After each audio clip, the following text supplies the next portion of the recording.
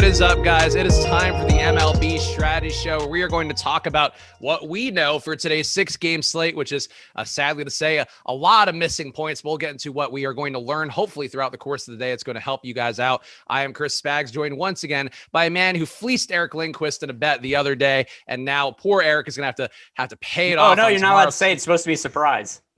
No, well, I'm not going to say what it is. Oh, okay. You fleeced him. You fleeced him in a bet. You screwed Eric Lindquist in a bet. But now he's here, hopefully not to screw me on any bets. He's nerd-ass Greg Ehrenberg. How you doing, Greg? First of all, I didn't screw him. He had the part of the thing too is he comes out with like bold takes. Where he's like, oh, I think the third most rostered player on the slate is a good option. Like, yeah, everybody does. So I came out and I said, you know, who's going to be a better play? Anthony Davis, who is 2% owned on that slate. And by the way, also, I got railed in the chat for that. Everybody's telling me that Anthony Davis sucks. He's not good anymore. Eric says he can't score fantasy points playing alongside Drummond.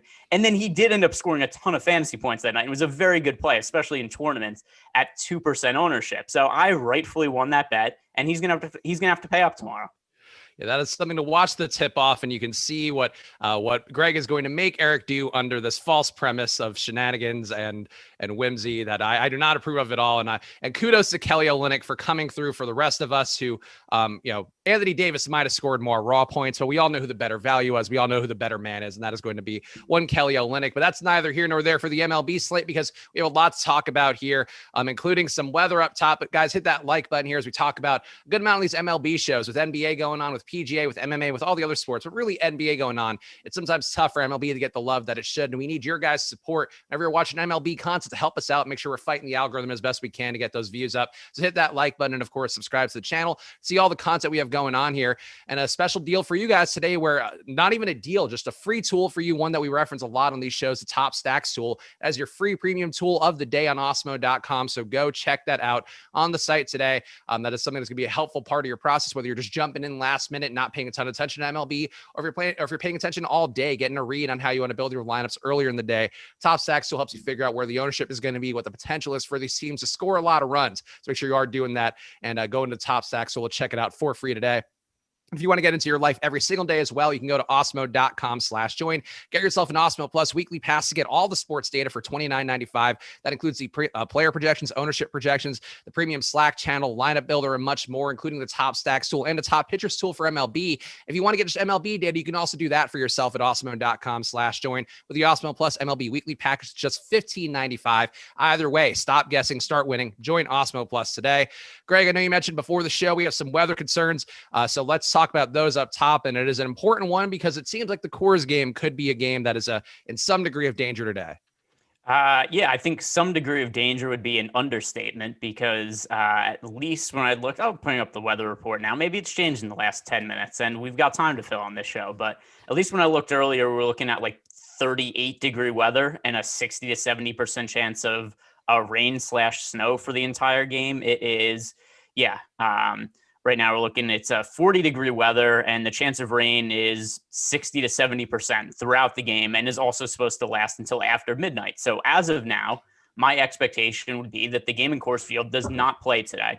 And obviously that's going to be very impactful for the slate because number one, there's only 6 games. But then number two, it's a Coors Field game. So there's a lot of uncertainty. And to make it even worse, something else you and I were talking about, we don't even have all the starting pitchers today. We are starting the show with 2 teams yet to have listed their starting pitchers. So that is something else that is going to make for a little bit of uncertainty for us because the Los Angeles Angels have yet to name a starting pitcher for today. And the Miami Marlins also have yet to name a starting pitcher. So a whole lot up in the air right now. Yeah, and as our boy, the news god in the premium Slack, or not the premium Slack, in the YouTube chat, he's always in the premium Slack as well. He's saying the Coors game won't play. Obviously, that is him reading the tea leaves as somebody who does a lot of the research here on meteorology, what people are talking about weather-wise out there, in addition to all the lineup news. So make sure you're following the news god as well along on the premium Slack and following his own handles too. But let's talk about the first game here. We're just going to assume all these games play right now and give you the best information we can. As Greg just mentioned, 2 pitchers not available, so we'll do the best we can with those games. But the first game up, we know seemingly at least know everything in this one. Cincinnati, 4.1 implied runs going against Mitch Keller. The other side, Pittsburgh, 3.4 implied runs against Jeff Hoffman. Two pitchers in this one that are not the best, shall we say. Greg Keller giving up a 5 xFIP so far this year, has faced 113 batters. Going back to last season, gets that up to 200 batters, a 5.7 xFIP, getting hit reasonably hard. I guess not as hard as you might think, a 7% barreled ball rate, a 9% barreled ball rate going back to last season. But Keller on the slate, I guess if you do get a game ruled out, if you do get some weak pitching, or maybe just openers in the Angels and Marlins spots, Mitch Keller, I guess, is a guy that could be in play, even though he's going to be chalkily owned, it looks like, at 29% ownership, Greg. So how are you feeling about Mitch Keller in a very ugly situation on an ugly pitching slate? Listen, Mitch Keller is no good. He was one of the top pitching prospects in baseball a couple of years ago, and he actually throws really hard. And just by the eye test, it seems like he has good stuff. His average fastball velocity this year is 95 miles per hour, but he doesn't generate strikeouts. He doesn't really generate swing and misses. The only thing he generates is runs allowed. So, I mean, with that in mind, he has a 6.29 ERA so far this year, a 4.62 expected ERA. So you could say maybe he's been a little bit unlucky, but at the same time, too, even his underlying stats, it's not like it indicates some great pitcher where he has a 4.62 expected ERA and a 5.0 xFIP. So with that in mind, if Mitch Keller is actually going to be this popular by the time the slate locks, I think it's a really good way to get leverage. Just stack against him, be underweight to the field on Mitch Keller. This is the type of situation that I really like to attack, especially for small slate MLB DFS.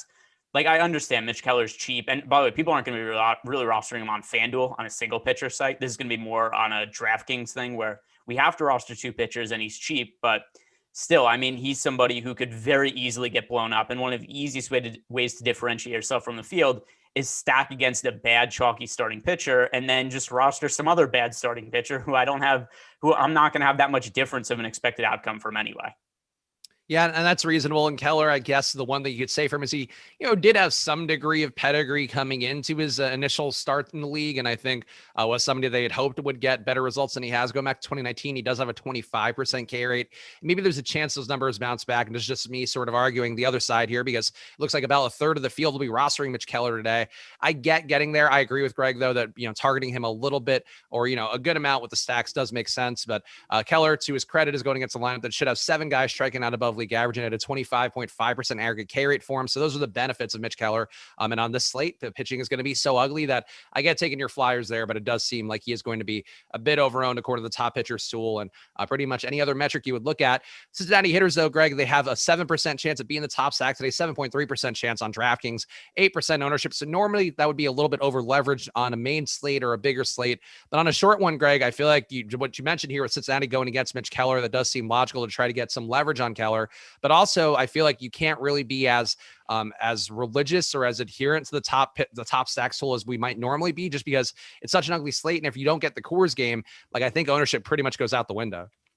Yeah, well, the other thing also is, like, I can't even look into the top stacks tool that much right now, because right now we have the San Diego Padres with a 22% chance of being the top stack on the slate and a 25% ownership share. If we're just going to assume that game is more likely not to get thrown out, like, I know for the purposes of right now, we're suggesting that the game is going to play just because we have an hour to kill and talk about 6 games, and there still is a chance that the weather gets clear and ends up playing. But for right now, I can't really put too much weight into that because the weather concerns are going to change the ownership. It's probably going to take this game out of play in all likelihood. So I'm not even really looking at that right now. All right, so Cincinnati hitters, who'd be the priorities for you? Because I think the 2 through 5 stand out, at least projected 2 through 5.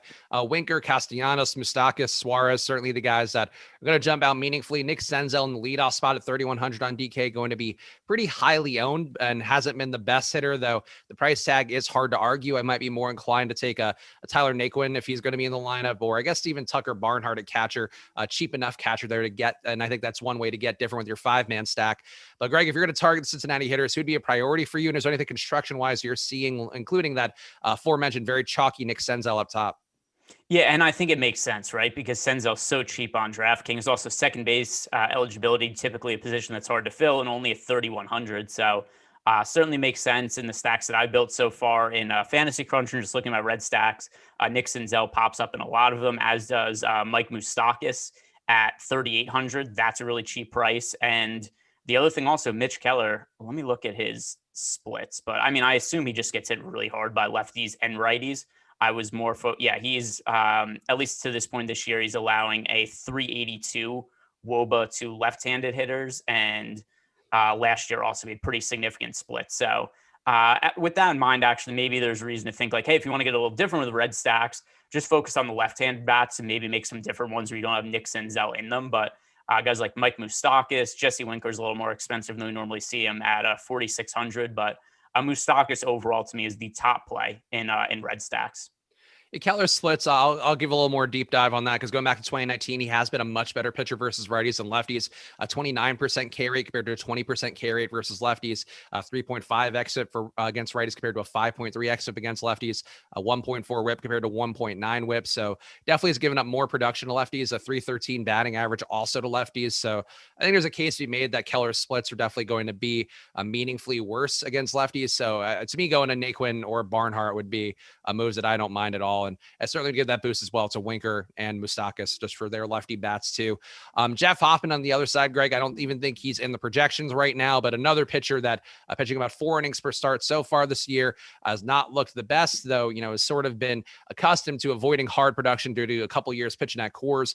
Now he is pitching a lot of his time in Cincinnati. That's also going to be a spot where he has to do the same thing here, try to keep the ball in the park. He's done it well decently this year, 3.4% on run rate, so a little bit above league average, though not as bad as you might think. Hoffman, though, I feel like a player, even on a short slate, I don't see reason to get to very much. An under league average strikeout guy who gives up a lot of power to righties, at least historically, and that it does include some Coors time, as I mentioned. But Hoffman, I don't see anything that feels positive at all about him. No, he is also very, very bad. I mean, the pitchers in this game, this is miserable. Mitch Keller versus Jeff Hoffman. But Hoffman, even if we look at the numbers for his entire career, take out what he's done, last year, this year, he has a 6.19 ERA for his career. He's a 5.51 FIP. This year, you look at number, 4.39 ERA, still bad, except you go like, hey, career best year for Jeff Hoffman, 4.39 ERA. And then you look at the underlying numbers, and he has a 6.25 expected ERA. So, yeah, Jeff Hoffman also really bad. So I'm going to want to stack against him also. And then with the lack of strikeout upside, he's also somebody who I'm not going to want to roster. Maybe if he's like 0.1% on, like literally 0 people roster him, then they'll go like, hey, I'm going to roster one lineup with Jeff Hoffman. But I don't feel like he's going to be 0% owned when we see Mitch Keller already being 30% owned. So with that in mind, Jeff Hoffman is somebody else who I'm going to want to stack against. So the Pittsburgh stack, if you were to go there, they do seem a little bit overowned according to the top stacks tool right now. And that does include, as we mentioned earlier, that Coors game that has a decent possibility of not playing today. And Pittsburgh's hitters, this lineup they have today, the projected lineup rather, Brian Reynolds, the best power guy with a 183 ISO. Everybody else, it looks like, at 150 or lower power in this lineup. And it is a park as well that doesn't play great for power either. So there's a lot of things here that I think 55-degree weather as well in Pittsburgh. So it's really just an awful game in every possible way, Greg. But Pittsburgh hitters, is there anybody you prioritize? Because they are all pretty bad. And Brian Reynolds is a guy historically I've enjoyed a little bit more, but I really can't make a strong case for anybody, I guess, besides him. All right. So first off, my gripe with Pittsburgh Pirates and Brian Reynolds. So the Pirates were my most rostered team yesterday because Kyle Hendricks, who's absolutely miserable now, was just randomly like uber popular yesterday. So I was like, all right, I'm going to stack up the Pirates very heavily. I don't know how this was an oversight by me, but Brian Reynolds was not in the Pirates lineup yesterday, and he ended up in like half my Pirates stacks. So that was a little bit of a bummer, but so you got to downgrade him today because of that. Yes. Well, I'm going to downgrade him if he's not in the lineup today. I'm definitely going to make sure he's in the lineup before I enter them all the time. And that's something I'm usually pretty diligent with. So I have no clue how that happened, but I was looking at lineups earlier in the slate, especially when I think Kyle Hendricks ended up being like 35% owned or something like that. And he's just immediately getting his face kicked in. Like he gave up 6 runs in the first couple innings of the game. Like, oh, my Pirates stack's just going to destroy today. And then I'm like, wait, what's going on here? Why is Brian Reynolds in all of them? So yeah, I'm going to hope that he's in the lineup today for if I roster him for sure. But if not, I'm going to take him out of those lineups. But yeah, I kind of think though that given the way this slate shakes up, I don't know that the Pirates are going to have that much ownership because the pitching options today are cheap. So there's no real place we need to spend up for pitching. And the Pirates are, given the price of the Pirates, like there's just no need for the field to stack them, I don't think. Because I think that if you are going to stack the Pirates on the slate and make a 5-man stack on DraftKings or 4-man stack on Fanduel, chances are you're going to be leaving a couple thousand, maybe even more than that in salary on the table. I don't have an issue with that for baseball GPPs. It's way different than something like NBA GPPs. So with that in mind, I think one of the reasons a lot of people are going to Pittsburgh bats for value is to spend up for the Coors Field game. And I don't think that's going to be relevant by the time we get to lock. So to me, I think the Pirates are actually going to be a pretty low-owned stack by the time everything settles. Still not a great implied total for them right now, 3.4 implied runs, but definitely some logic going against Hoffman. And maybe you could ride the hot bats for one more day besides Brian Reynolds, who I guess is just due to hopefully come through for people today and hopefully be in the lineup. So make sure you're paying attention to that one. And also make sure you are tuning into the MLB Deeper Dive coming up at 12 p.m. Pacific time, 3 p.m. East Coast time, because we'll have more information by then, including hopefully which games will be going off and some more pitching available. So make sure you tune into that. And you can be a part of my journey today because I'm going to be on 4 shows today. Our pal Josh Engelman is returning from travel, I believe, doing something nice with the wife, if I'm recalling what he told me correctly. So I'll be doing 2 MLB shows, the tip-off and NBA Live before lock with this guy right here again later today, Greg Ehrenberg. So join me on my journey today as I slowly lose sanity over the course of doing 4 hours of content in a given day. And I'm sure, Greg, you will be not even remotely helpful by the time we get to that NBA show. Well, I mean, I'm just a paper pusher, right? I'm Will Ferrell and the other guys. Do you not agree? You think you'd be the cop who doesn't play by the rules? I feel like you're much more by the rules guy. Whereas if I were a cop, and to be clear, there's a YouTube chat saying that if Spags and Greg sounds like an 80s cop show, I feel like I would clearly be a guy who would hit somebody with a phone book in the ribs just to tune them up a little bit, get what I want out of them in the questioning. No, I think we both kind of play by the rules. Like neither of us are the like the Rock's character and the other guys. Like I'm just thinking of it in context of that movie. Like we are definitely Mark Wahlberg and Will Ferrell without a doubt. But I mean, you're the one who shot Jeter. Yeah, that's fair. I just feel like to me, I'd be willing to bend the rules a little bit more, though. I think this is probably not the time. I feel like 80s cop shows would not hold up well through the prism of 2021 and those things. We want cops to play by the rules for the most part, except when they're on detective shows. And then that's when I would really come into shine. Next game up, we got Boston, 4.7 implied runs against Jorge Lopez. Another spot here for Lopez where he is facing a tough team, though. To Lopez's credit, he's actually been holding up fairly well. He's had some adverse matchups and certainly given up some home runs this year. 6% on run rate allowed, but getting a little bit lucky with the 260 BABIP, but he's getting a 22% K rate, a little bit less than that, a 1.4 whip, which is kind of surprising to see, a 4.4 xFIP. I feel like on this slate, Greg, like I don't want to make a strong case for Jorge Lopez here, but his velocity's been pretty good, probably the fastest fastball on the slate. I feel like that's something to note here. I don't mind getting some Jorge Lopez today just because he's going to be 5% owned and he's pitching over 4 innings per game. I feel like on this slate in particular, I don't know what you're saving up for by going to Jorge Lopez, but just in terms of a guy who might hang in there and give you 5 innings of usable fantasy points or production, I feel like Jorge Lopez not the worst pitcher on the slate. By the way, it might be Tyler Mahle who's starting today for the Reds. So what happened was Mahle was supposed to start yesterday. But that game got rained out, so his start could get pushed to today. Okay, so something to keep in mind here. It looks like it's Mahle on most of the sites that we would pull out, or it looks like it was Hoffman earlier in the day. But yeah, it looks like Mahle is now on some of the other sites, so that's interesting. That would be a different situation. Let's circle back on that then, because obviously that's a big difference. I don't like the Pirates as a stack at all if Tyler Mahle's pitching. So just to reiterate. By the way, Jeff Hoffman was showing as the starting pitcher earlier in the day, but now it looks like it could be Tyler Mahle. So yesterday, the Reds and the Indians were playing each other. Tyler Mahle was expected to start. Jeff Hoffman was expected to start today, but the Reds game got rained out yesterday. It looks like they have not yet officially named a starting pitcher for today. So it was supposed to be Hoffman, but it could potentially be Mahle now. And that would actually make sense because he's actually really good and their best starting pitcher. And Jeff Hoffman is. So I don't know why they'd be like, hey, I guess we have to skip Mahle in the rotation. But, I mean, the Pirates do have a weak offense against right-handed pitching. Tyler Mahle strikes out 12.03 hitters per 9 innings this year, 11.33 hitters per 9 innings last year.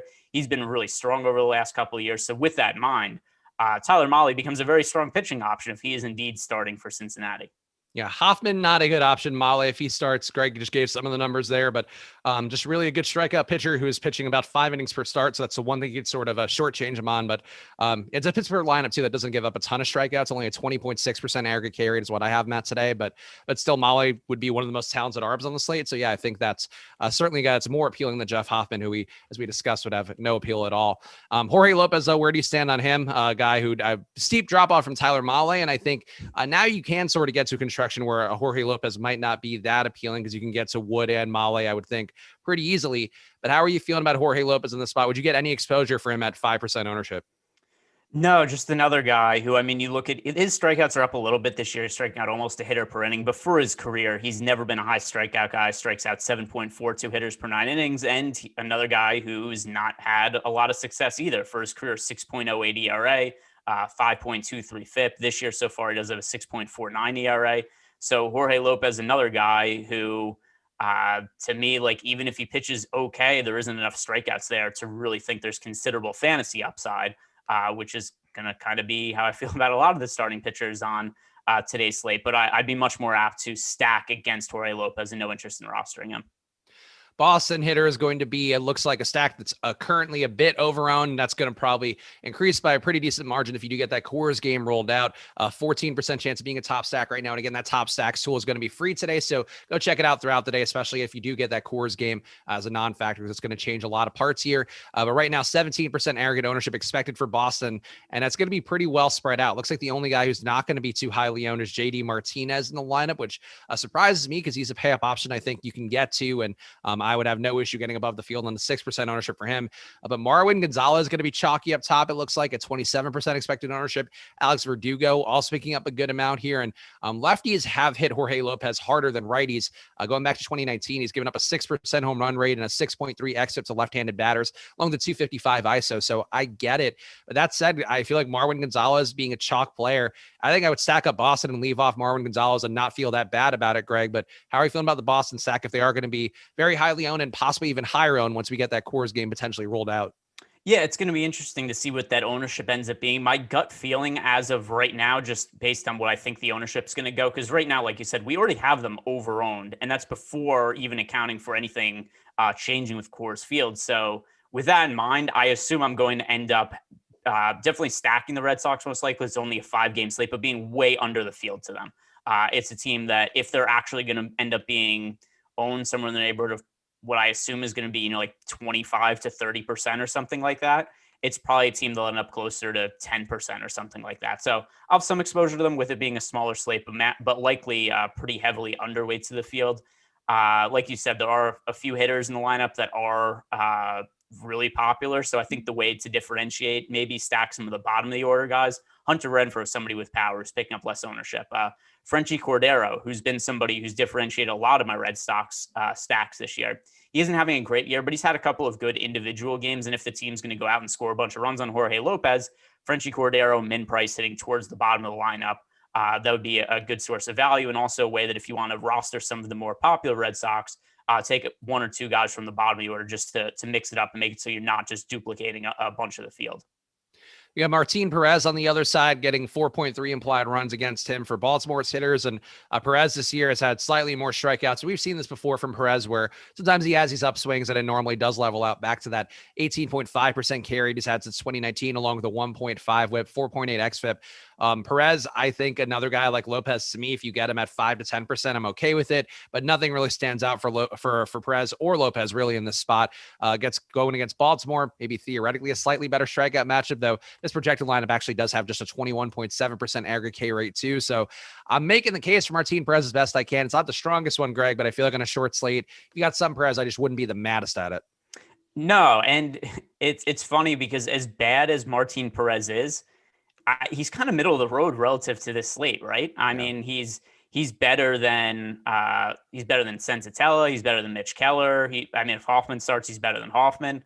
So it's not like he's one of the worst starting pitchers that we have available to us. So with that in mind, somebody who right now is projecting for less than 10% ownership at 7,300 on DraftKings. Once again, a single pitcher site like Fanduel, no reason to consider Martin Perez.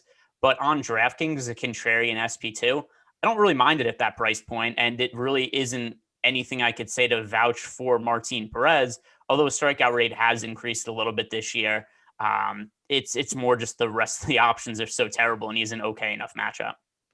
Also, we got the super chat from Kevin S here saying, Greg, didn't know you had a pet. So cute. Love rats. Am I missing something here? I feel like this news god's acting like that's a mean comment, but I don't know. So I'm just going to read it because he gave the $2. And normally Kevin S is pranking us with silly names. And I feel like now he's turned the corner. And now is he just saying something mean that I'm missing, Greg?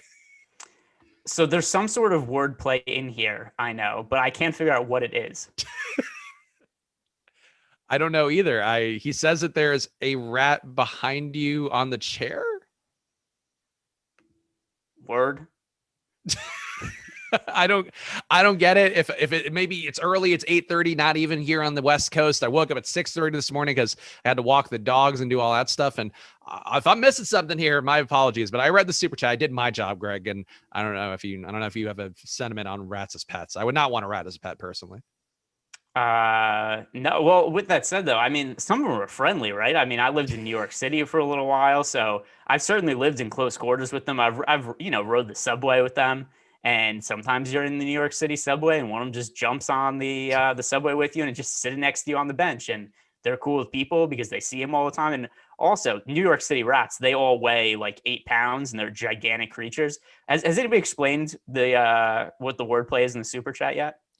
El Negro Loco is speculating that he's saying I look like Master Splinter, which I don't think is the thing. I was going to say I love Master Splinter anyway because like he led a group of literal turtles to be a viable personal military force. So I think that would be a compliment overall. Either way, Kevin S. I feel like sometimes you just need to go back to the lab, work, get that arm back up to speed, and maybe that's where Kevin S. is because we don't get it. And if you're just being mean and we don't get it, I don't know if it really resonates in the right way. Yeah, I'm trying to. I'm really racking my brain like it's like a brain. Yeah, so this is really bothering me because it's like they're usually not that complicated. Like we had the one the other day where it was like it's usually like icy wiener or something like that. Like this one, I keep rereading it and I'm like, what am I? Kevin said he literally saw a rat. You guys, no wordplay. Kevin S needs Tommy John. Yeah, that's right. You might need to take your recovery for your super chat prank calls here, but I don't know. Maybe there's a rat somewhere. I hope there's a rat somewhere in here. He might just be playing mind games here where he wants you to think there's a rat in your house. If that's the case, this is the most clever one he's done so far. Yeah, you really got into our heads here. So kudos to Kevin S for turning things around. Baltimore's hitters, though, going against Martin Perez. They are looking currently a little bit under-owned as a potential top stack here. And Baltimore's hitters never the sexiest option, but you do have a bunch of guys here who have some pop. Trey Mancini, Austin Hayes, even Pat Valleca, I think at the bottom of the order does have enough power to be interesting here at 3,400 and 1% ownership, it looks like. So I don't mind the Baltimore stack in theory just because Perez isn't that good. And theoretically, maybe we could see a high scoring game out of this one. It's not the lowest combined total in this spot with 4.7 implied runs for Boston and 4.3 for Baltimore. But I wouldn't say they're priority stack, Greg, but on this slate, I would just make sure to get some Baltimore exposure because I think there's certainly some pathways for them to be usable. Yeah, I mean, still, if I'm choosing between Perez or the Orioles stacks, I'm going to lean towards Perez because one thing about him is even though he's never really had that much success in the big league in his big league career, he's always been a ground ball pitcher who doesn't give up too many home runs. So with that in mind, he's somebody who doesn't usually go out and just get blasted. He's somebody who will have a lot of starts where it's like, hey, 6 innings, 3 runs, 4 strikeouts. And it's like Perez was no good. The offense he went up against was probably just mediocre. So, I mean, with it only being potentially a 5-game slate, assuming the Coors Field game gets canceled, then, yeah, I wouldn't want to have 0 of Baltimore because I don't think it's that bad of a spot. Right now, we have them about fairly owned, so that's probably going to be the case when everything gets updated. But with that said, it would be a very low priority stack for me.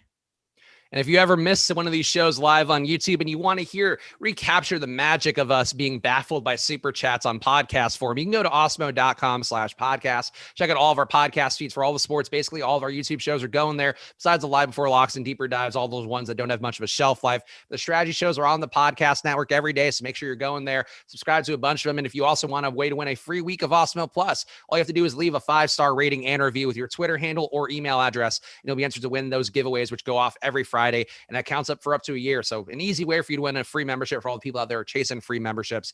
Go to awesemo.com/podcast, subscribe, leave some positive reviews, and make sure to check out all the content that we have on there, which is the YouTube shows, but after the facts, you can listen to them in audio form without looking at my alcohol bloated face or just Greg. I feel like generally those are the two things you can avoid looking at. Angels in this next game, going against Houston, going against Luis Garcia, and no total in this game unless something else has changed here, much like the pitching in the Reds game as we talked about that one. But Luis Garcia this year has been pretty competent. He's only faced 100 batters, but has had a 28% K rate, giving up a lot of fly balls. That should play better in Houston than it will on the road for the most part. But Luis Garcia, I think, in play as well. The only pitching 4 innings per start. That's a bit of something you can nickel and dime with Garcia. But on a short slate, again, this is going to be my talking point where I don't mind spreading out my ownership, getting 5 to 10% of Garcia either, just some way to get different in the hopes you can capture an upside.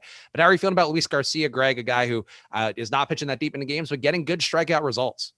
Yeah, I can't go there. The Angels have one of the best offenses in baseball. And the other thing also, like you said, he's just not going deep into games. So that really limits him. He had one start against the Tigers where he scored over 20 fantasy points.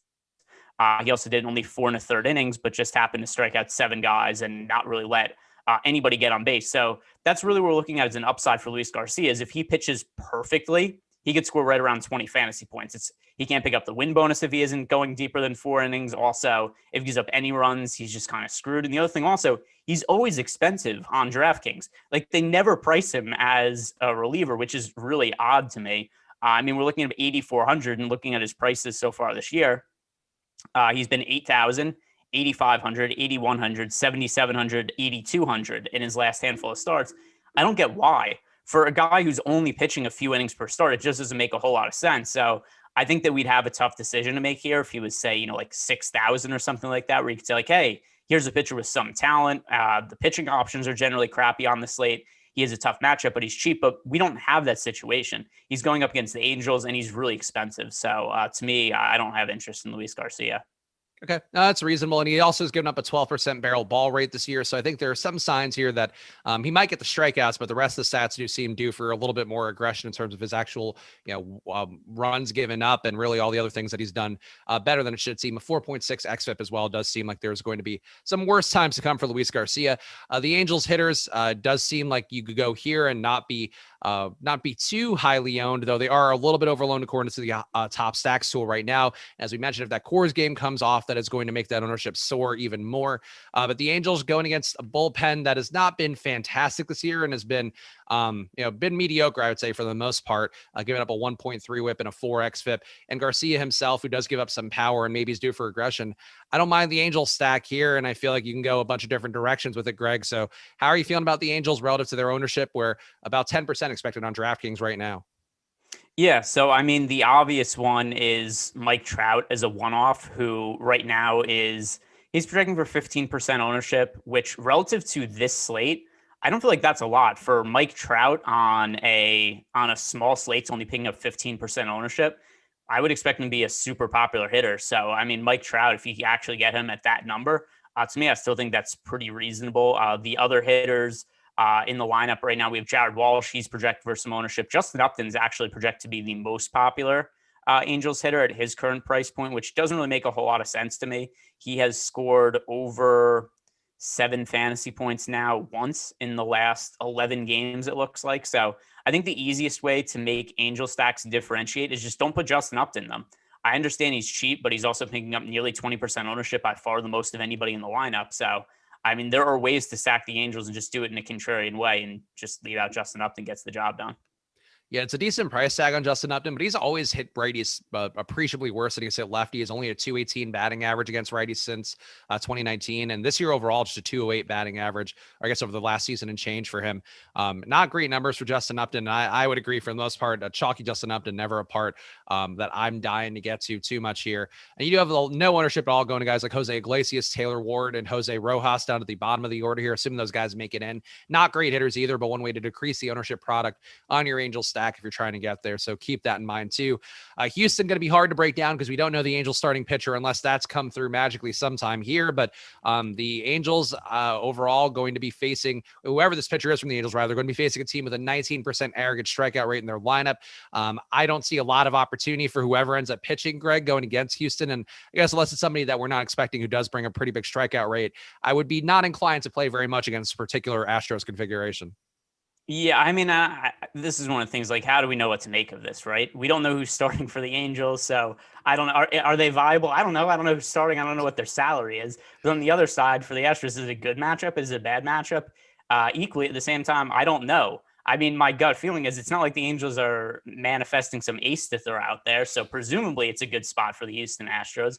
But I don't know if it's a righty or a lefty. I don't, like, there's just too many unknowns there. I will say that generally as a one-off, Yordan Alvarez is somebody I've been rostering a whole bunch this season as a one-offs in lineups, even on days where I'm not stacking the Astros heavily. Yordan has been having a really strong season, and then especially as of late, ever since he had the 2-homer game off of Garrett Cole. Yordan Alvarez, definitely one of the best power hitters in baseball, one of the best hitters overall. So really, regardless of whoever starts for the Angels, Yordan's going to be somebody who is going to be a priority play for me. Let's see in the chat. Solid Picks is saying it might be Suarez. I'm not seeing anything concrete here when just searching for an Angel starter on Twitter. So I don't have any confidence here. I guess there's one Spanish account saying, por cierto, Fran, hay aparentemente hay otro duelo de pitchers Venezuela. Oh, it's Venezuelan pitchers. It might be a matchup of the Venezuelan pitchers, it looks like, with Jose Suarez versus the Astros. Let's just see, for the sake of our Venezuelan viewers and listeners out there, how would Jorge Suarez look, or Jose Suarez, excuse me, look in this spot? But I'm just going to put it in, and we'll give this a theoretical look real fast. We're going to have some time to kill with these, the other game not having a pitcher either. Jose Suarez, if he's in, but he's 5,600 on DraftKings. Yes, and has Jose Suarez not pitched this year at all? He has not. So Okay. here's the Angels have recalled Suarez from AAA Salt Lake ahead of Sunday's game against the Dodgers. Let's see. Yeah, no real news that he's going to start today, though. Just he got called up yesterday. Yeah, so if he does pitch, he hasn't pitched this year, so it wouldn't be much to expect him going too deep into the game, probably more of a bullpen day. And I do think, too, the bullpen for the Angels this year has been pretty bad, a 1.5 whip allowed, only a 22% carry, not giving up a lot of home runs, but I don't think it's the worst spot for the Angels overall, or for Houston overall, going against whoever the Angels put out there, especially if it's Suarez, not being able to go that deep in the game, get into the bullpen faster. So the Astros stack going to gain an appeal, but tune into the deeper dive coming up in a few hours, because Lord help me if we don't have the Angels pitcher by then. I'm pretty sure we will. So we'll have more information with Terry and Alex and me coming up in about 3.5 hours here on the Awesemo YouTube channel. Next game up, and this is one that might not play today. San Diego 5.6 implied runs against Antonio Senzatella. And smash that like button, guys. We appreciate it a bunch here on the MLB shows. I mentioned earlier, just need some help to fight the algorithm, and honestly just helps us feel good about ourselves too. So double pronged here, help that you're giving to the Awesemo YouTube channels. Hit that like button, and of course subscribe to check out all the content, because we're doing it whether we have the information from Major League Baseball or not. We're putting on shows and trying to break it down the best we can. But Senzatella in the spot, Greg, not a good pitcher, not a spot that is going to be high expectations for him to get good results in terms of fantasy outlook. A 13% carry rate for him on this year. That is in line with what he's had since 2019. And I said earlier throughout the show, basically, I've talked about these crappy pitchers being willing to take 5 to 10%. I don't want to get 5 to 10% of Antonio Senzatella. That'd be the first place I would start on this part, Greg. And I assume you are on the same page here of not wanting any Senzatella at all if this game does play. No, Senzatella, especially for Coors Field, is not a particularly good pitcher, because he's somebody who doesn't strike a lot of guys out. The ball gets put in play a lot against him, and that's an issue when you make half your starts at Coors Field. So that's why Senzatella's numbers for his career, he has an ERA north of 5. He has a 5.76 ERA this year. Last year was a shortened season, and his ERA didn't look too bad, but 2019, he has 6.71 ERA. So whenever you get Senzatella pitching at home at Coors Field, he's a guy who he's only starting on 5.46 hitters per 9 innings this season. For his career, only strikes out around 6 hitters per 9 innings. So when you get somebody who does not generate swing and misses, the ball's put in play a ton against them, and then you also put them in altitude at Coors Field, it's an issue. So Senzatella, once again, I don't think this game happens, but if it does, the Padres are definitely going to be a team to stack. So even right now, we have them project for 25% ownership share. I don't think that's all that ridiculous when you consider that we do have the Padres with a 22% chance of being the top scoring team on the slate, which is by far the highest number of anybody. Yeah, it is a lot of ownership going to these guys, though. And Fernando Tatis, if this game does go off, and we have E-Made It Happen, who's also one of our regulars who does live not that far from Coors, saying a high of 40 in Colorado, light rain all day, and then chance of snow from 7 to 9 tonight. So 7 to 9 tonight. So our news god thinks the game won't play as well. So just keep that in mind here. We have to talk about the game just in case it does happen, because this happened a few times this year where a game looked likely not to happen, then it did go off. So we want to make sure we're covering it. But just a lot of ownership going to Fernando Tatis, a lot of ownership going to Trent Grisham up top for the Padres. Is there anything construction-wise you're seeing, Greg, where if this game does play with the Padres, that I feel like you could take Profar as your one way to decrease the ownership product? I know that's not going to be a fun spot to roster for anybody, but is there anything you would do with the Padres to try to get different if this game does play? I kind of feel like if the game plays, the ownership is going to be really low, right? Because at this point, I don't think the game's going to play. You don't think the game's going to play. Everybody in chat, we've already got people saying to us like, E made it happen. Yeah, I think that's how it's pronounced there. So he's saying a high of 40 in Colorado, light rain all day, then chance of snow tonight, just a heads up. So yeah, I mean, the sentiment's going to be this game doesn't play. So if we do get into lock and it's maybe looking a little iffy, I think that in general, the public just isn't going to roster this game. So I just think if it is a chance that it's going to play, if you get any exposure to it just by that nature, it's going to be contrarian. I don't see a way that this stack actually ends up being popular, just given the amount of uncertainty with the weather. And by the way, I am taking it out of my player pool in all likelihood. All right, so let's talk about the San Diego side. And again, on the chance here, it does go off, and it does seem like a low probability one, but we got an hour anyway, so why not? Dinelson Lamet going on the other side. He has been a pretty good strikeout pitcher historically, but has not had those same results this year. Getting very unlucky with a 420 BABIP. Has only faced 17 batters, so that's going to happen sometimes. And it's weird because the strikeouts are not there. The xFIP was there for him in his I think his one start that he's had. 3.2 xFIP for him, giving up the 313 batting average for himself. Didn't give up any home runs in that one, so that's probably why the xFIP is low. But Lamet, you'd have to expect will get closer to his 34% carry that he's had since 2019, and last year was even a little bit better, a little bit over 34% carry rate for himself. Lamet, I think a pitcher, Greg, that I wouldn't mind targeting here. I guess especially if we knew that he could pitch deeper into the game. He only pitched 2 innings, I think, this last time that he went out there. He's pitched 2 innings per start so far this year. But Lamet, how are you feeling about him, and do you think he can get deep enough into the game if this game does play to be useful?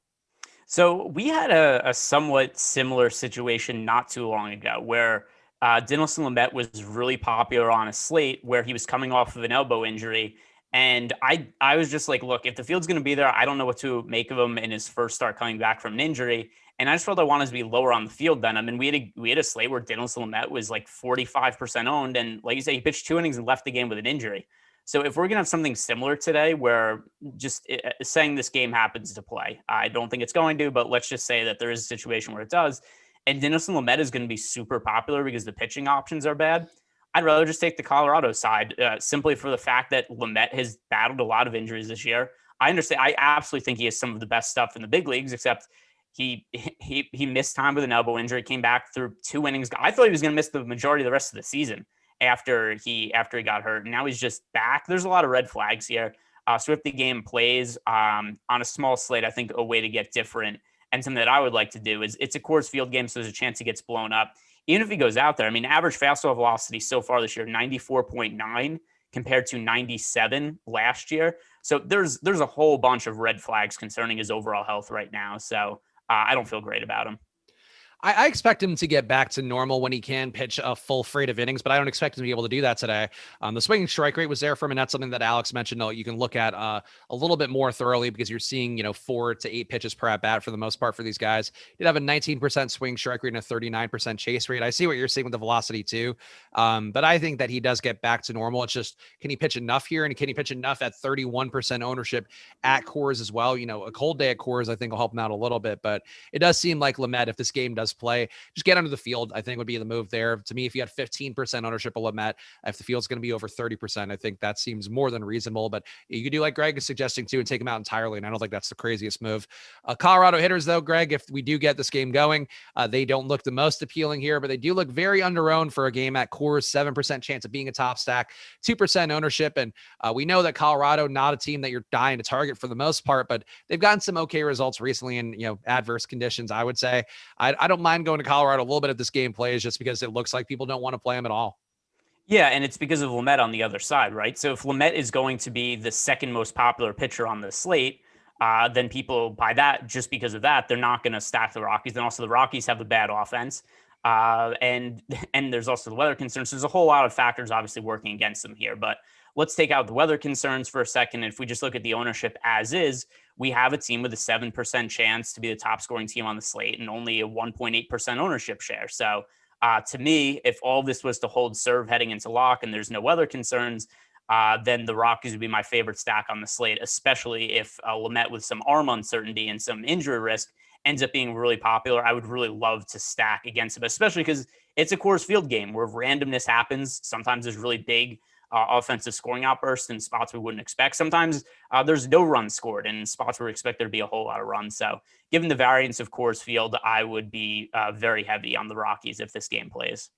Our second to last game here, we got Miami going against Luke Weaver. And this is a game, too, where there's no run totals yet because we don't know who's pitching for Miami yet, unless there's been something that's come out throughout this process of the show. But let's talk about Weaver versus Miami because at least that's part of the equation we do know here. Weaver has been a league average strikeout pitcher, a little bit under that this year, going back to 2019 at 24.4% K rate. He's going against the Miami lineup with 6 guys that strike out above league average and out of them at a 29% aggregate K rate, though that's being popped up a little bit by actually, so interesting. So I guess Schmancy Schmabs has Ross Detweiler as pitching for Miami today, but I don't have that anywhere else. So I guess that could be who's going for them. But either way, though, a high strikeout rate here that's being boosted by Detweiler. But even without him, you have 5 guys that strike out above league average in the lineup, plus the pitcher spot. Weaver's, I think, a perfectly fine play today. The projection doesn't look the best, and he's going to be 22% owned. But relative to a slate like this one, I do think he has a good amount of strikeout upside and maybe more than a lot of the other guys that we've talked about. I mean, sure, relative to the slate. Once again, though, I'm more apt to take the Miami side of the game. Luke Weaver this year, and even last year for that matter, he has an ERA over 6 in each of the last 2 seasons. And on one hand, you could say it's a little bit unlucky. His batting average on balls in play is high, but he's always been a guy with a high batting average on balls in play. He's a 325 BABIP for his career. So even if you look at last year and you say, oh, he had 349 BABIP, I just think he gets hit really hard. So, I mean, with that in mind, I don't think Luke Weaver is a pitcher who warrants a 9K price tag, given the pitching options on the slate are terrible. But with him coming in at 23% ownership, I'm more apt to get under that number and then go to the Miami Marlins, who we have the 3rd best odds to be the overall top stack on the team. If we take the Padres out of the mix, then all of a sudden we're going to be looking at the Marlins with the 2nd best odds being the highest scoring team on the slate, probably somewhere in the neighborhood of 15 to 16%. Chance of being the top overall stack with very limited ownership because the field is going to Luke Weaver. And I mean, I get the other pitching options aren't good, but I mean, Luke Weaver at 9,000 is still really expensive. I prefer the Marlins side. It is worth pointing out that if we don't get the Coors game, and even then Coors is pretty cold right now, it might snow there, so that's something to keep in mind. But this is going to be the best hitting conditions, I would think, overall on the slate too, where it's going to be Arizona with the roof open, 90-degree weather expected. So you're not getting the humidity that you would like to see quite as much, but still, it is a decent hitting situation. I think that's sort of what jumps out to me, though, is that if you get the Coors game out, I think Weaver probably becomes good leverage because I would guess Miami's ownership comes up. So this is something really where, to me, it would be heavily affected by the Coors game being available. I just think Weaver's stuff is okay enough where I don't mind taking the flyer on the slate because, he's at least pitching decently deep into games. But I think your points are fair, too. I mean, Weaver gets hit pretty hard. He's got an 11% barrel ball rate this year. Miami hitter is certainly going to be in play, but I think they're going to be very in play for a lot of people if you do get that Coors game rolled out. But let's say, Greg, I guess let's talk about this if we get the Coors game or not, because you mentioned the Coors game right now being on the slate means that Miami looks under-owned. So you're saying the Miami hitters would have some appeal in this current situation. Which hitters would jump out to you the most? Yeah, and by the way, I still think, I mean, we right now have them with the 2nd best leverage score on the slate. only behind the Colorado Rockies. So to me, it stands to reason we take the Rockies out. Even if the ownership goes up, the top stack odds are going to go up. I just assume the Marlins would be the top overall leverage stack of the entire slate on that situation if the Coors Field game comes out of play. I don't think that people are going to be dying to rush them against Luke Weaver, a former top prospect who still has, I guess, some name value to the point where it's letting him be somewhat popular to 9,000 price tag, even with a lack of success. So to me, the Marlins are a team that I'm going to be looking to get to probably regardless of what the situation ends up being at Coors Field. But I mean, there's no one individual hitter here that's really popular. So, I mean, you could really just play any of the hitters at the top of the order. None of them are expensive. None of them are picking up that much ownership. And it really makes for a good stack. The only guy who's really pricey is Jesus Aguilar at 4,900. I mean, beyond that, we've got Dickerson's reasonably priced and pretty much anybody else hitting in any sort of a favorable lineup spot. Yeah, Duval is a guy that I never mind getting from Miami, but yeah, definitely one. Obviously, it's going to depend a lot on the Vegas total that comes out from this game once Miami's starting pitcher is confirmed. Because it wouldn't be surprising to me if this one had a high implied total. I think that ownership comes up, so that's going to be something to watch here. And then tune into that deeper dive again coming up in a couple hours here, because we'll know by then a little more information to be able to dissect this more fully. But right now, it does seem like Greg was saying, Miami looks underowned. I think that could pivot around here once we get a total on this game, and especially if that Coors game's rolled out. Arizona side again, hard to talk about here because we don't know his pitching for Miami. If it's a guy like Ross Detweiler, I think going to Arizona seems logical on a hot hitting day. Again, in an Arizona park, it's going to have the best hitting conditions overall in the slate. But besides that, Greg, I feel like Arizona's hitters looking pretty decently owned, looking actually a little bit over owned according to the top stack tool, though a good amount of that's going to be going to Christian Walker and Asdrubal Cabrera. It does seem for those two guys here in the 2 and 3 holes. How are you feeling about the Arizona hitters, I guess, without knowing who the pitcher is? So give your very limited elevator pitch on the Arizona hitters. So they have a 128 WRC plus against left-handed pitching this year, the third best in baseball. It's a number that's definitely going to regress, except you look at their lineup also, there's a lot of reason to think they are going to be better against left-handed pitching than right-handed pitching. So if there's a left-handed pitcher on the mound for Miami today, it's probably a pretty good spot for the Arizona offense. In our last game on the board, we got Texas getting 3.2 implied runs against Alex Wood. Alex Wood, looking like the chalk pitcher of the slate, has made some improvements this year. Only a 0.8 whip for him so far this year. 2.8 xFIP. Strikeout rate's been up to just shy of 26% for himself.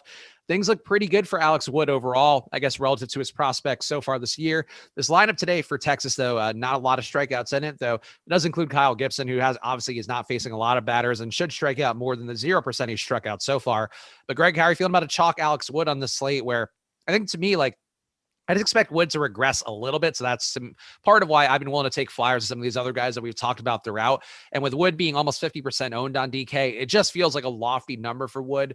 But maybe you feel differently here as the stud pitcher on a slate that I think that says it all when Alex Wood is your stud pitcher on a slate. Yeah, I'm actually fine with getting to Alex Wood. I understand he's popular, but I'm probably going to be going pretty contrarian offense today. So I'm fine with just eating the chalk at pitcher, especially because I feel so terrible about the other pitching options on the slate. So I'll probably be somewhere around in line with the field on Alex Wood, maybe even a little bit overweight. Once again, just because the other options are so bad. And something with Alex Wood, his numbers the last couple of years aren't great, except he also battled injuries. So 2019, he only threw 35 innings. 2020, he only threw 12 innings. This year so far, he's looked good. He has a 1.96 ERA, 2.87 expected ERA. And if you look at his numbers when he was healthy the couple of years before this season, he always had, pretty strong seasons. 2018 for the Dodgers, 3.68 ERA, 2017, 2.72, 2016, 3.73, 3.83, 2.78, 3.13 going back the years before. So I kind of look at the last couple of years, even though they weren't great, I'm just chalking it up to injury. And also there was only, like 40 innings of total sample size. So I don't think he's going to maintain a 1.96 ERA for the season. But I mean, you look at his numbers for his career, 3.41 ERA, 3.5 FIP for his entire season. And I think that's probably somewhere in the neighborhood of reasonable expectations for him going forward. Yeah, I get it. And I think Wood, I do think he's going to regress a little bit, honestly, just going back to the 2019 sample size. And Greg mentioned it's not that many at bats. So he's only faced a 304 batter since 2019, but you get up a 5% home run rate. And the thing that to me jumps out is that the other stats haven't gotten a lot better. If anything, he's just been getting lucky on balls in play with a 0.2 BABIP for himself or 200 BABIP, I guess would be the other way to say that, compared to a 280 BABIP going back to 2019. So I think Wood's been getting a little bit lucky, but on this slate, he does seem like a guy you can get some of. Personally, I think if you do get Tyler Mahle starting, and that's the expectation right now, I think he's a better play than Wood for me personally. But I guess that's a question, Greg. Would you prefer Wood or Mahle, given that we are expecting now Mahle to be pitching? Probably both, because there's a lot of cheap contrarian offense that I like so far. So I'd be prioritizing getting Wood and Molly into lineups, and then just cheap contrarian offensive teams, and that would really round out my lineups. And just given that I'm going with contrarian offenses, not really that big of a deal to me that the pitchers are chalk. All right, on the other side, we have Kyle Gibson going against San Francisco, and the only 3.9 implied runs for San Francisco compared to 3.2 for Texas. So it does seem like overall the Vegas total indicating a bit of a pitcher's duel in this one. And Gibson's a guy who this year has been actually pretty good, not great for what we want in fantasy. The strikeout rate for him, 21.3%, not far off from his longer-term sample size going back to 2019, 21.6% K rate for him, but getting less power, also getting a little bit lucky with balls in play in general. 250 BABIP for him compared to a 310 BABIP going back to 2019. But Kyle Gibson, just one of those guys to me in that milieu of 6K to 8K guys or $8,500-ish guys. I don't mind getting some Gibson here. He's going to be 20% owned, so less than that for me of Gibson. But if you got 10% Gibson, I don't feel like it's the worst thing on the slate, Greg. No, and also the Giants have a bit of an underrated offense, and Gibson's expensive. If he was like $1,000, $1,500 cheaper, then I think there'd be a better case for him. But at that 8,600 price tag, it's hard for me to reasonably say that he should be over 20% owned right now. And then, I mean, if we look at the Giants offense so far this year, they have a 102 WRC plus against right-handed pitching. It's not like there's some really easy matchup. And Gibson also isn't a guy with strikeout upside. Only striking out 7.06 hitters per 9 innings for his career. So last few years, a 21.3% strikeout rate this year, 19.3% last year, 18.2% only for his career. So we're looking at a guy in a reasonably difficult matchup who doesn't generate strikeouts and is also expensive. To me, he's overowned. Yeah, I think that's a reasonable way to look at it. I guess the top pitcher still gives me a little more hope. He does have a 23% chance of being a top pitcher compared to the 20% ownership. So I actually might be more willing to get to 20% if that's where the ownership's going to hold.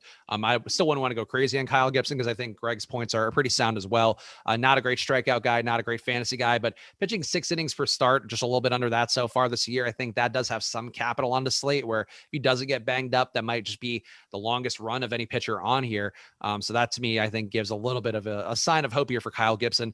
The Giants hitters, though, Greg, do look a little bit underowned as a stack, according to the top stacks tool right now. You mentioned they've had some pop. San Francisco's Park does play a little better for power than people realize since they changed the dimensions a couple of years ago. Or I guess last year. How are you feeling about the Giants hitters, and does anybody stand out meaningfully? For me, I feel like Yastrzemski being that high price tag, he is a spot to pay up to get contrarian if you're not playing Kyle Gibson. Yeah, only a 3% ownership share for this team right now. And like I said, Kyle Gibson is somebody who, to me, I think is going I think he's overpriced and also going overowned. So I'm more apt to go with the Giants side of the game. There's a lot of offense, like I said, that I think are more contrarian than they should be. So I'm going to eat the chalk at pitcher, and then I'm going to get contrarian at offense. And the Giants are one of those teams I want to get to. Like I said, for 102 WRC plus this year against right-handed pitching, Kyle Gibson doesn't really generate strikeouts. So to me, the Giants are one of those contrarian offenses I want to stack. All right, so that seems like everything here. And again, tune into the deeper dive coming up in about 3 hours because we'll know more there with Alex and Terry. We can talk about this and have a better read on the slate instead of things sort of cobbling in and trickling through as we do it on this show. But Greg, give people the plugs here. What can people see you on for the rest of the day, and where should they be following you as well?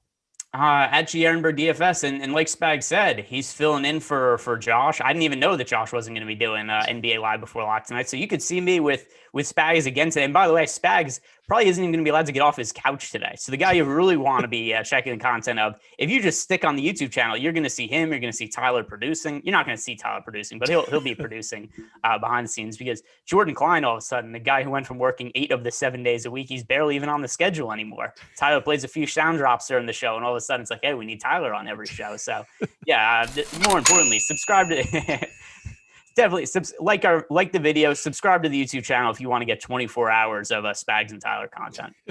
Yeah, I will be back. I got 3 more shows today, so come back. First of all, follow at Ehrenberg DFS, follow at Chris Spags, follow at Awesemo_com, and yeah, join me on this marathon day for myself. I honestly did it for myself. Josh asked if I was okay swapping with him, knowing that I would have 4 shows, and I said, hey, why not? Let's do a social experiment and see how I can hold up talking for 4 hours in a day. So come watch the MLB Deeper Dive at 12 p.m. West Coast time, 3 p.m. East Coast time with me. Then watch the tip-off with me and Eric Lindquist and our girl Kayla Knierim as well, and I'll be back back for NBA Live Before Lock with Greg later today. So check out all that stuff and watch the videos by subscribing to the channel so you know whenever we have stuff come out. We appreciate you guys for being here. Shout out Tyler, as always, for keeping us on the straight and narrow. And shout out to all you guys in chat, too. We appreciate you guys bringing some positive vibes and maybe seeing rats in the background of Greg's house. But we really are grateful to have you all here. And we'll see you guys again soon. Enjoy your days. Good luck.